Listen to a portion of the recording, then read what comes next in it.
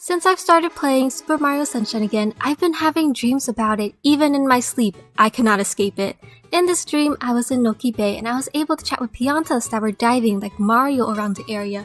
The place was filled with corals and overall, it was a really pleasant dream. I woke up feeling hyped to play some Super Mario Sunshine and it was then that it dawned on me. None of it was real. The diving levels in Noki Bay are not as extravagant as my dreams played it out to be. Despite this, I still enjoy playing Sunshine and its little quirks. However, it got me thinking more about the different episodes in Sunshine and their pros and cons, so I wanted to dedicate a video that focuses solely on ranking episode 1 of the different locations in Super Mario Sunshine. I'll be ranking these levels from worst to best. Because we're focusing only on episode 1, areas like Isle Delfino, the airport strip, and Corona Mountain will be excluded, as these locations don't have the traditional episodes 1 to 8 like other locations. What's up, Sour Buds? It is Little Lemon Drop dropping in with another video. How are you? I hope you're doing well.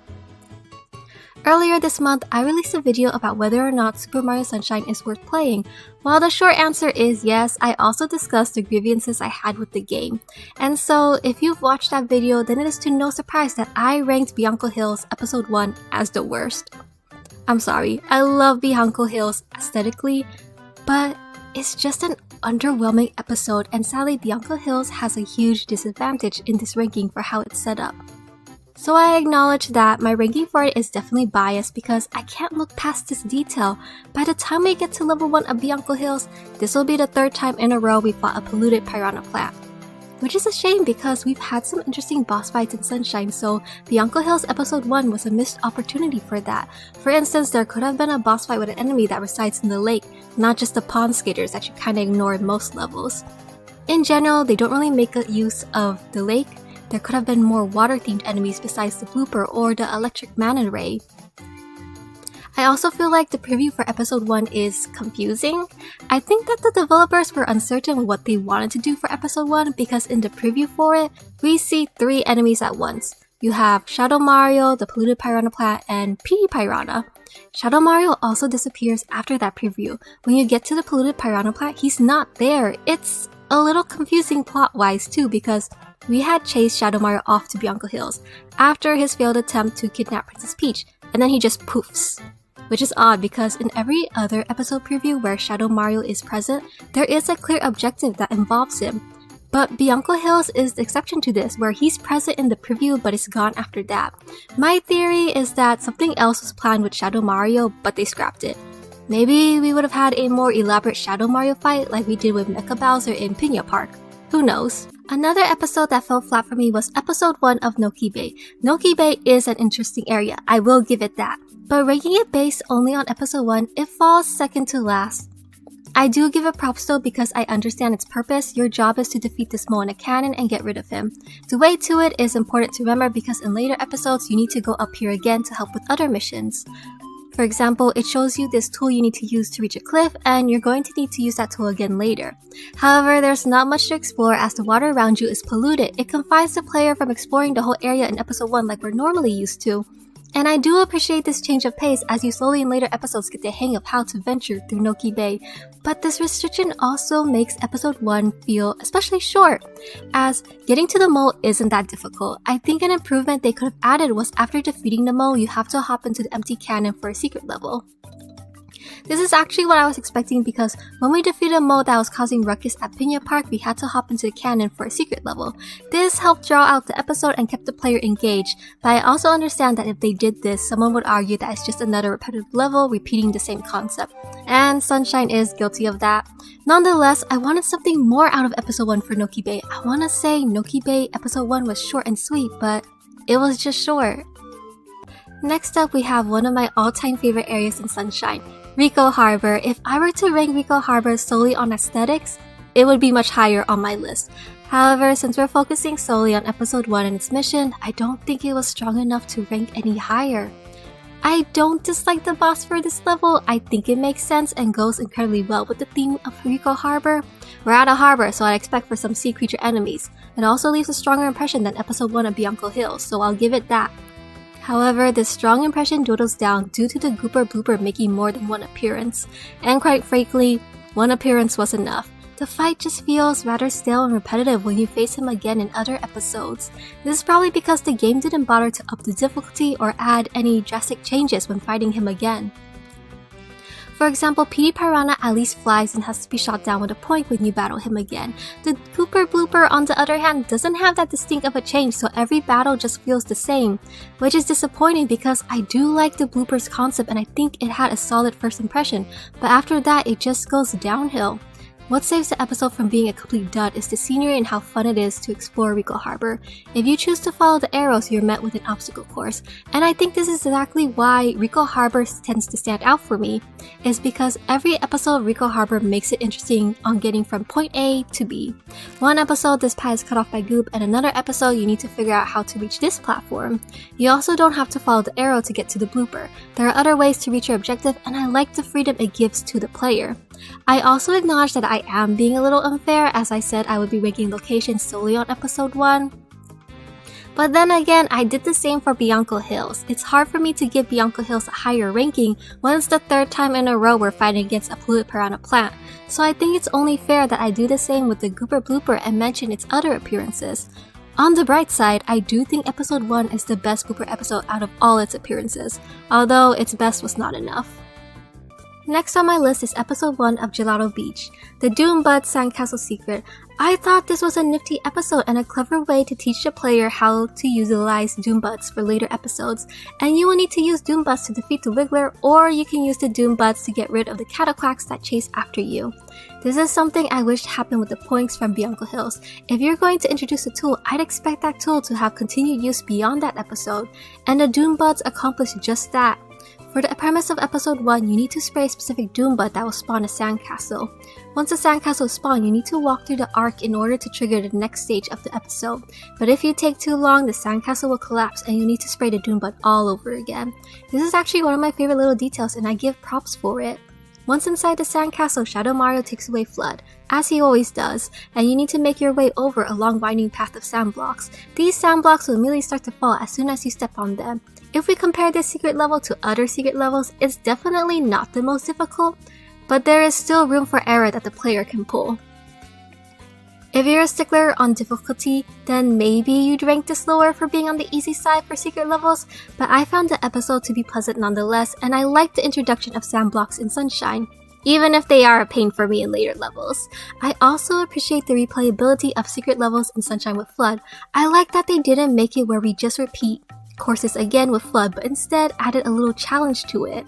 When you play these missions again with FLUDD, the objective is to collect red coins under a specific time limit in order to receive another Sunshine Sprite. Gelato Beach is also the only location to start off episode 1 with a secret level, but they made it work, and although it's simple, it's one of the secret levels that is memorable for me. This is probably because the secret of the Sandbird is so drastically different from the Sandcastle secret that comparing those levels would be unfair as they offer different things, which is something Rico Harbor should have taken notes on for revisiting their fight with Gooper Blooper. For this episode, I struggled with whether I wanted to rank it lower than Gelato Beach episode 1 or above it. I think I'm going to play it safe and say that episode 1 Gelato Beach and episode 1 Pianta Village are interchangeable for me. When I was writing down the pros and cons I had with these episodes, I realized my ranking for them will always change depending on what your main criteria is. For example, if we're basing it only on fun and memorability, then I think episode 1 of Pianta Village has the upper hand. In general, it's one of my favorite episodes as I love the idea of chain chomps as pets, and I think Pianta Village has one of the most unique cast of NPCs, a lot of different dialogue. In episode 1 of Pianta Village, one of the Piantas has 3 chain chomps as pets who are running around, creating a mess due to their fever from the heat. These chain chomps leave behind a trail of burning goop. It is our job to find a way to permanently cool them down. Some of my favorite details from this episode is that the chain chomps have this cute little puppy-like bark, and that is also our first night level. Pianta Village had me wishing every location had at least one night level. And I also thought it was cool that during the day the water flows to the hot spring, but during the night the water flows down by the massive palm tree. By talking to the Piantas, you get a hint on how to cool off the chain chomps for good. You also have a cast of NPCs berating the owner for not taking care of her pets. And Sunshine was so real for that, cause same, I'd be upset too, take care of your pets. Anyways, you can temporarily cool down the chain chomps by spraying them with water or throwing water barrels at them. Once that has been done, you do have the ability to pull the tail of the chain chomps, aim, and fling them. The objective is to get all 3 chain chomps into the water by Gramps, who is also relaxing. By the way, Gramps and the mayor are some of my favorites from this location. And this is also something I wish Bianca Hills did with their body of water. You're telling me you have a whole lake and you barely used it? The lake in Bianca Hills was kinda just there for most episodes. While Pianta Village barely has bodies of water, they made sure to make use of it for an episode. And I think it's one of the most memorable episodes, although they did disappoint me with the follow episode featuring a huge chain chomp during the day. I don't think that follow episode was necessary. It was cute still, but it didn't offer anything new that the chain chomps in episode 1 didn't already achieve. The subtle differences just weren't enough to cut it for me, and I think the episode could have been replaced with something better, just like the Cooper blooper from episode 1 of Rico Harbor. I think the Chain Chomp's first appearance was just the best, anything after just goes downhill. The next episode is also interchangeable for me for first place. It's Piña Park Episode 1. I've said this before, but I must reiterate that Piña Park Episode 1 is my favorite Shadow Mario episode. It is a perfect example out of what I want for a Shadow Mario episode. I don't want to just chase after Shadow Mario. I want us to have some elaborate fight, and Piña Park Episode 1 delivers on that. It is such a strong impression for an Episode 1, and I love how it utilizes the theme park. Prior to Episode 1 of Piña Park, Shadow Mario has kidnapped Princess Peach once again. Unlike before, this time, he was successful and was able to make his way to Piña Park. We are then to use a cannon at Isle Delfino to send Mario blasting off on his way to rescue her. When we reach our location, we are to enter the theme park and chase after Shadow Mario. Unlike other encounters, spraying him with flood has no effect. Instead, Shadow Mario leads us to a corner at the back of the park where we're met with a cutscene.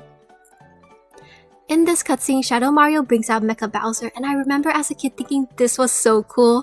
I still think to this day that Mecha Bowser is a neat concept, and it ties so well with the theme park that even one of the workers assumes that we're doing some type of performance between a hero and a villain. Mecha Bowser also gets bonus points for me because we don't have to fight him again. Although I would have preferred another fight with Bowser Jr. instead of Bowser himself, I don't know, Bowser Jr. to me was the main antagonist of Super Mario Sunshine, so the final fight against Bowser felt out of place, but I digress. The second stage of this episode has us using a roller coaster, and on this coaster we must find water-powered rockets and fire them at Mecha Bowser. You also have to defeat Mecha Bowser within 3 complete turns on the ride. On the bright side, it takes about 4 rockets to defeat him. I think it's been a while. However, Mecha Bowser is capable of fighting back. He has the ability to shoot bullet bills at you and the ability to breathe fire. Luckily, Flood will give you a heads up when a bullet bill is near. I also like the detail of the soundtrack changing when you're in this stage. Although one of my pet peeves is that you can end up wasting a couple of the rockets because of a bullet bill. So sometimes I run into a situation where I'm not in a good position to use my rocket, but a bullet bill is about to hit me. Therefore, you gotta decide, is it worth getting rid of this bullet bill to protect yourself or just take the hit? But when you get the hang of it and know what to do, the battle really isn't that long. Once you defeat Mecha Bowser, you enter another cutscene, but I'm not going to go in depth about this part of the cutscene as it focuses on the plot to Sunshine, and I think it would be too unfair to consider it when ranking episode 1 for each location, because not every episode has a cutscene, so of course Piña Park has an advantage to being memorable for its cutscene, as it's an important plot point. But if we take away this cutscene, I still think Piña Park episode 1 is a strong episode. Now, the reason why I struggle with deciding who I want for first place is because episode 1 of Piña Park and episode 1 of Serena Beach both have their appeals, and some of their biggest appeals is that they played into the theme of their location, gave us a memorable boss fight, and knew when to stop. You don't see the boss fights for these levels again. Both are solid contenders for first place, that's why I believe they are interchangeable, and depending on what your preferences or criteria, the two can swap spots. Nonetheless, the best episode 1 for me is Serena Beach episode 1. It also consists of my number 1 favorite boss from the game, the Electric Manta Ray. When I was a kid, it was actually my most hated enemy, but I love its design and how it comes out of the ocean. The first time I fought it as a kid, I died a lot. I'm not gonna lie. Also, if you take too long on defeating the Manta Ray, a timer will start. I would know that. If you don't defeat the manta ray before the time runs out, you lose and have to start the level all over again. I thought this detail was neat, and it's made me wonder if other bosses enter a time limit too if you take too long to defeat them. I don't think they do, but I'm not going to speak like I'm the expert here. This is excluding Mecha Bowser since you have to defeat it within 3 complete rotations on the roller coaster, but for PewDiePie Rana and the blooper, I don't think I've ever run into a time limit for taking too long. This has only happened on the few occasions I fought the manta ray, although once you get the hang of it, you're able to defeat the manta ray in an efficient way. And that's what I like about this episode, is that every time I've replayed Sunshine, the electric manta ray has never felt like a tedious boss. I look forward to our fight, and I feel a sense of pride as I watch myself improve on how efficiently I can defeat it. This is also one of the 2 episodes of Serena Beach that takes place outside. The rest of the episodes focus on the hotel or casino, and while I enjoy exploring the hotel, I think it was a crime to not have more episodes centered outside. Serena Beach is our only sunset location, and it's absolutely breathtaking. I am a sunsets over sunrise type of person. I can never get sick of a good sunset, and you're telling me one of the prettiest locations in Sunshine mainly takes place indoors, inside a hotel? But you know what, at least they made sure if we're only going to have 2 episodes centered outside of the hotel, then episode 1 is going to be one worth noting. With that said, out of the locations, what was your favorite based only on episode 1? And why? Because I understand that the aspects of what makes a good level for me may be different for you, and I respect that. I like reading what your thoughts are as long as you keep it respectful. Emphasis on keeping it respectful. And if you'd like to see more Mario content from me, do let me know in the comments below. I kinda want to do another where I rank each location based only on episode 2. We shall see. Thank you for watching though. This is Little Lemon Drop dropping out. See ya. Bye bye.